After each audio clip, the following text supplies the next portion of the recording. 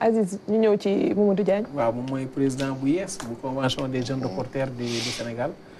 samedi lañ ko fal mu nekk juróom-ñetteelu président yi nga xam ne mooy convention bi tey jii liggéey bi fan nga ko fekk ak fan nga ko bëgg a yóbbu. waaw Abdou Aziz Bane maa ngi lay sant di la gërëm bu baax di nuyu tout le plateau de Kinkeliba di nuyu Ndeye Aram di leen jaajëfal bu baax a baax di remercier ñëpp surtout les agents de la RTS depuis mon élection gis naa taxawaay bi remerciements yi entre autres je pense que aujourd'hui c'est une fierté et un honneur d'être le président de la convention des jeunes reporters le président sortant mi ngi Maram Ndiaye def fi liggéey bu am solo parce que kenn du wax période boobu noonu c'était pas du tout évident mais def na fi liggéey bu am solo mu topp tànk ki nga xamante ne moo ko jiitu woon moom tamit muy Ibrahima Balde convention des jeunes reporters nag yow comme ni ngeen ko xamee mooy kuréel bi nga xamante ne dafa ëmb képp kuy ndaw taskatu xibaar nekk si rédaction Sénégal yi mën nga sax bañ a nekk si rédaction mooy maanaam sax nga nekk journaliste freelance wala indépendant comme ni ñu koy waxee liggéey bi nag baan am na ay avancées yu bëri yoo xamante ne am na fi si wàllum accompagnement formation continue jeunes reporters yi mais soo seetloo lu si gën lu ma si gën a touché mooy la dernière fois bi ñu defee bilan dañoo gis benn montant daanaka lu ëpp 5 millions boo xamante ne convention investir na ko ci social pour jeunes reporters c'est-à-dire que nit dalay woo ne la président lii di dama feebar dama war a fay lii te situation yi dafa xaw a compliqué donc mu doon ab situation boo xamante ne ñun tey dañ cee war a xar suñu tànk tubéy pour améliorer les conditions de travail et de vie des jeunes reporters parce que ñun jàpp nañu taskatu xibaar bi fépp mu war a ne wala fépp mu war a dox ci dëkk bi war na sant ni que moom dafa amal njëriñ askan bi te askan bi daf ko war a delloo maanaam suy jël bus moom sa ressentir ni bus bi may jël am na lu ñu ma si wàññil parce que taskatu xibaar laa su may dem faju am na lu ñu ma wàññil parce que ab taskatu xibaar laa ce genre de choses en fait te dañoo jàpp ni tey peut-être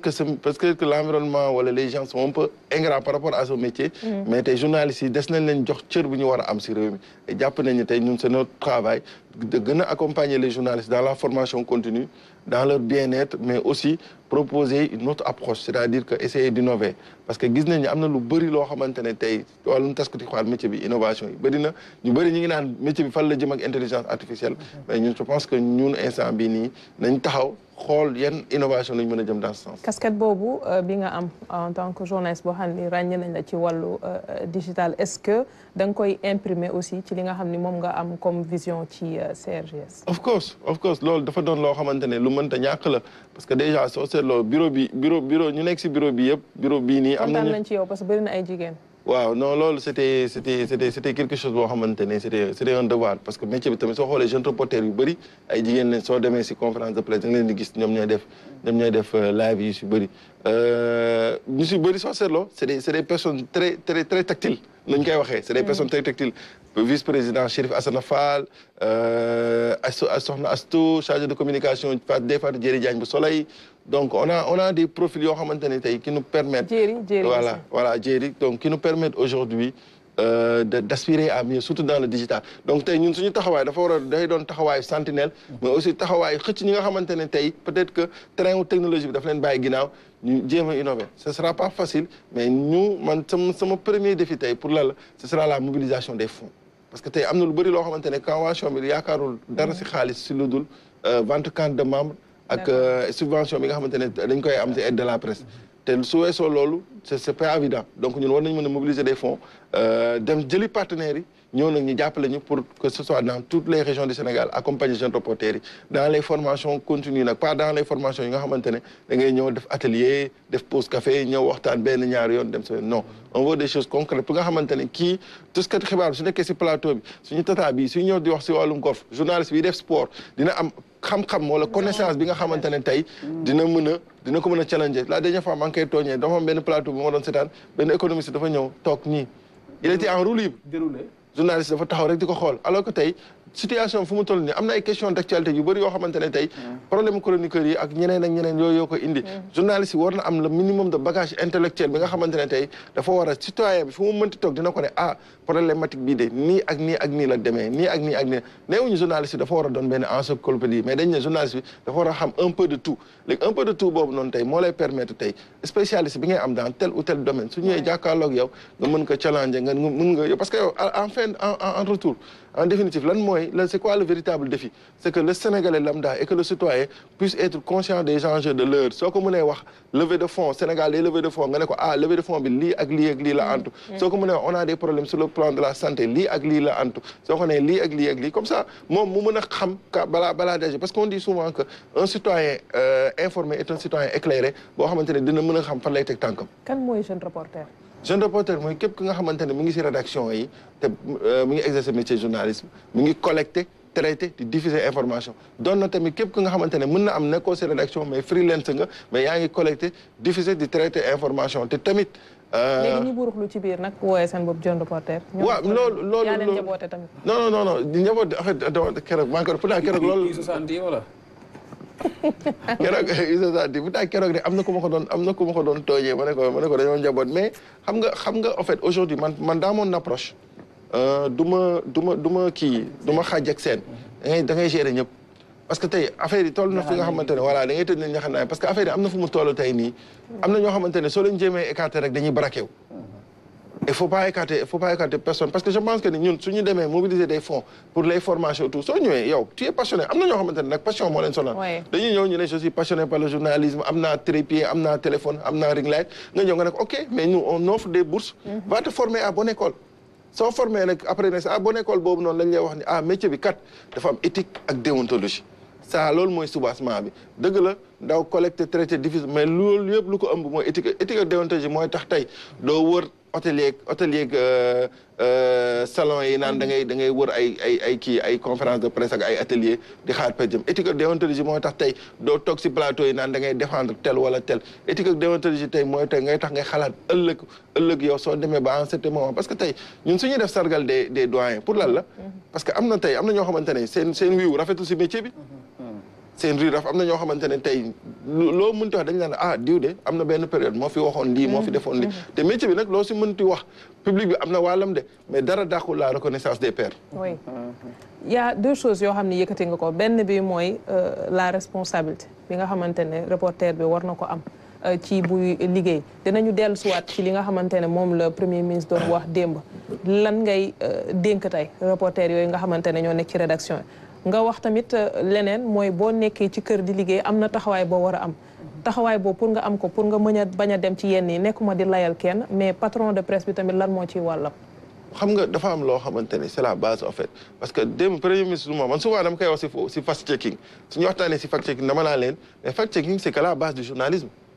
c'est-à-dire que ni tey mënoo ne da ngay voilà en fait genre oui on vérifie l'information waaw mënoo collecter ma ne ne à la base de journalisme dafa war a def fact checking balaa moo diffuser information c'est-à-dire que tey premier ministre lu mu wax démb c'est-à-dire que tey aujourd'hui malheureusement dans ce débat nous aussi ça c'est de notre responsabilité on doit participer à relever le niveau du débat c'est pas aujourd'hui on a des journalistes toutologues alors que les journalistes doivent davantage se spécialiser en fait c'est-à-dire que tey Mamadou Diagne soo waxee naa la digital mooy domaine am dans Abdou Aziz Ban sport mooy domaine am da ngay dem parce que en fait nous aussi on doit aider les journalistes à se spécialiser spécialisation su amee nag mooy tax tey ñu mën a bañ a dugg si loo xamante ne et dans l'offre des contenus là aussi dafay ñëw si sa deuxième question bi ngay wax c'est par rapport ak responsabilité journalistique en fait et ça c'est une responsabilité éditoriale parce que média bi en quelque sorte dafa war am responsabilité bañ a jël benn nit teg ko fii teg ko fee teg ko fee aussi dans l'offre du contenu en fait ça c'est très important et je pense que au fur et à mesure ñu dem ce sera la bataille du contenu parce que soo xoolee déclaration des médias bi ñu am ak li si nar a topp parce que gis na dégg nañ dañuy wàccee inspection du travail ak yeneen ce sera la bataille du contenu et je pense qu'aujourd'hui le véritable défi ce sera de proposer du contenu parce que nee naa leen faut être très ingénieux dans cet environnement xam nga on parle de modèle économique de crise de la presse de leneen ak leneen mais pour nous aujourd'hui la presse est une véritable opportunité pour ceux qui savent aller chercher les opportunités parce que les Sénégalais consomment de l'information du matin midi soir ils consomment de l'information maintenant kuy consommer information maintenant yow soo bëggee jël si moom c'est que comment est-ce que tu lui proposes l'information comment est-ce que tu vas placer quelque chose pour si moom pour mën a générer ay revenus c'est juste une question d'approche et de stratégie et je pense que ñoom li ñu ci war a def dañ ko def mais reporters yi moom je pense que lu ñu leen wax à chaque fois c'est responsabilité après nag par rapport à l'autorité on en appelle parce que tamit waxtaan voilà un peu de tolérance quoi un peu de tolérance parce que tamit parfois mise en garde mënut a ñàkk donte ñun tamit am nañ ay kuréel yoo xamante ne maa ngi si premier ak autorité yi maintenant nag un peu de tolérance en fait par rapport ak li nga xamante ne am après nag autorité yi nga xamante entité yi nga xamante ne dafa war a assurer éthique ak respect dans ce métier que ce soit CNRA wala correct ñoom tamit ñu gën a dëggal seen taxawaay ba nga xamante ne tey journaliste bu jàdd yoon nañ la mën a recadrer wax la ne ah lii ak lii defoo ko parce que am na yu bëri yoo xamante ne doyen Thior moom il se bat ma demi du soir parfois sax da nga koy yërëm day woo naan la tel signalé nañ ma tel signalé nañ ma tey mais ce rôle de veille là et de ce rôle de veille et de sentinelle c'est tout un travail. C'est tout un travail parce que tey soo ko deful lekk du baax et je pense que am na yenn dëkk yoo xamante ne maa ngi doon la dernière fois maa ngi doon déglu le responsable de l'autorité de régulation bu nekk Côte d'Ivoire ñoom il arrive dañuy ñëw nit convaincre ko dañuy def ay critères diw mooy que soo amee tant nombre d'abonnés dañuy vérifier li ngay publier imagine toi soo amee tant nombre d'abonnés dañuy vérifier li ngay publier xool est-ce que normal la wala du normal juste pour lutter contre la désinformation. Très bien mu ñëw d'abord si docteur Fatou parce que quelque part aussi ñoom am nañu regard boo xam ne teg nañ ko ci liggéeyu journaliste yi bëgg naa xam ce regard là nan la mel ci liggéey bi nga xam ne ñu ngi koy wax mooy journaliste yi di def. En fait journaliste parce que quand on parle de santé on parle d'information c'est très clair donc journalistes yi ñun dañuy liggéey ak ñoom donc l'idée c'est que vraiment ñoom ils relaient la bonne information parce que santé la base c'est que nga xam nooy jëfandikoo naka ngay def pour am sa santé spécialisation bu mu doon wax ne effectivement donc ñun on est dans le même cadre en fait et on a besoin de journalistes forts comme ni nga ko waxee ñu xam vraiment li ñuy wax parce qu'il y a beaucoup de mauvais messages qui sont diffusés dans le cadre de la santé bu amee benn problème ci santé rek dañuy gis ku nekk di jóg di ci wax te souvent duñu xam li ñuy wax et souvent aussi les journalistes ne viennent pas à la source donc ça c'est une problématique et vu que vous êtes là j'en profite pour vous féliciter donc vraiment l'idée c'est de sensibiliser aussi les journalistes là-dessus et puis tout à l'heure même si bi muy wax aussi mi ngi wax waxu bien-être des journalistes préoccupations de santé pour dire que la santé est voilà au cœur de tout en fait. bokk na sama projet de journaliste dama bëgg ñu am couverture maladie après ñu wax si. waaw inchallah inchallah. moom fii lay defee prospect ci lii bi Fatoumata. oui d'abord président maa ngi feddaliwaat samay félicitations ci yow waxoon naa la ko sànq hors antenne na yéen bi oyof man nag ñaari point yu gaaw rek soxna Aram si vous permettez gis nga commission africaine des droits de l'homme et des peuples c'est un organe de l'Union africaine am nañu en leur sein ils sont 11 commissaires il y a un commissaire qui s'occupe spécifiquement des questions de droit à l'information et liberté de la presse à l'intérieur il y a beaucoup de choses mais man je suis interprète de conférence internationale en écoutant les pays je vois que le Sénégal est bien à l'avance bien en avance comparé à beaucoup d'autres pays surtout sur la protection des journalistes mais man li ma soxal président mooy gis nga le journaliste quand il est en face de toi pour transmettre l'information il faut que nga mën ko déglu man journaliste buy wax français bu defee faute rek je t'écoute plus journaliste buy wax olof ni muy waxee yenn ni muy waxee wala pulaar dafa am nu muy demee rek ça détourne l'attention de celui qui l'écoute donc l'information n'est pas transmise du coup moi je suis fille de journaliste mon père fait partie des fondateurs de l'ORTS à l'époque donc je sais pas peut-être à cause de ça j'accorde beaucoup d'importance au premier contact entre le journaliste et celui qui reçoit l'information deuxièmement madame l'a dit aujourd'hui dans votre sphère on a beaucoup de disinformation je sais pas comment désinformation ça aussi c'est un fléau à mon avis dans le cadre de votre mandat il faut s'attaquer aussi à ça non papa avait raison dañuy déglu mais ça c'est quoi c'est devenu quoi il faut relever le niveau parce que nag on est à l'intérieur entre nous ici pulaar wolof socé whatever mais on nous écoute aussi le journaliste qui écrit très bien dans Jeune Afrique il est sénégalais mais c'est une fierté pour nous c'est une fierté il écrit en anglais dans un autre journal que lisent les Ghanéens les Nigérians pour nous c'est une grande fierté voilà présidente Astou pour terminer sur le golfe je vous avais dit qu'on a besoin de vous parce que les thématiques vous l'avez abordé il faut aussi former les journalistes dans les thématiques différentes moi aujourd'hui j'aurais bien voulu avoir un journaliste golfeur aujourd'hui c'est pour ne pas faire la publicité c'est Adama Kandé mais j'aurais bien voulu avoir mais da ngay ñëw nag ñu xam la nga jàppale ñu président Diagne chantier yi bëri na ma ne chantier yi bëri na non sama gars yi région yi Non, région, je pense que ñoom d'ailleurs ils font partie du comité directeur de la convention des jeunes reporters. Et ñoom seen taxawaay dinañ ci gën a am solo xam nga chantier dafa bëri tellement des moyens facteurs am na ku ma ne mais Diagne est-ce que doo gérer rek bien-être amélioration des conditions de travail li ngay wax yëpp nga bàyyi ba après parce que 2 ans tuuti na mais je pense que ni en fait tey chantier bëri na mais ce sera benn liggéey un travail d'équipe te beneen aspect bu si am solo mooy amélioration des conditions des jeunes reporters dafa dépendre si la situation entre le patronat et l'État parce que tey patronat bi soo waxee ñoom ñu ne la lii ak lii contrat yi téye nañ ko instant bi soit compte yi bloqué nañ ko lii ak lii publicité yi demee ñun moo tax on appelle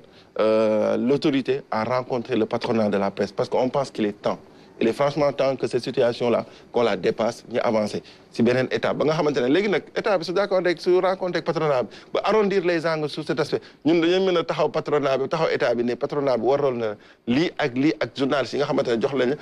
on en veut plus des contrats de stage, des contrats de prestation wala des contrats d'essai. On veut des journalistes qui soient engagés. Maintenant nag yow su fekkee da nga yor sa bërëb nga ne man de wax dëgg yàlla yor naa sama bërëb journaliste bi ma bëgg a jël faut que ce soit un journaliste qualifié.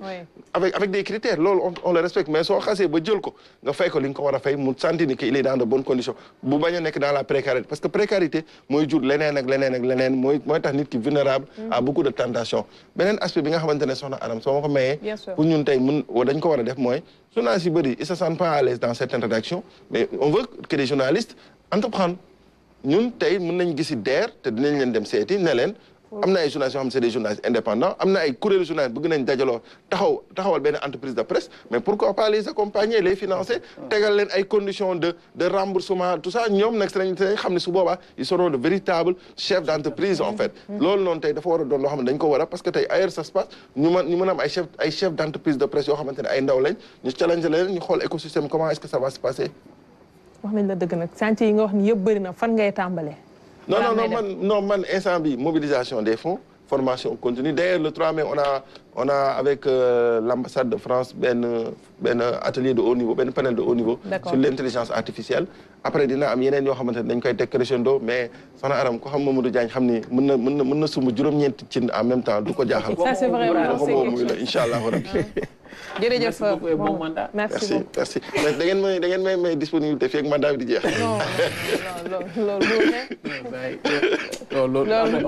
loolu moom mënul ne jàpp si rek. non continué ko ak mandat bi rek da bokk ci nii rek.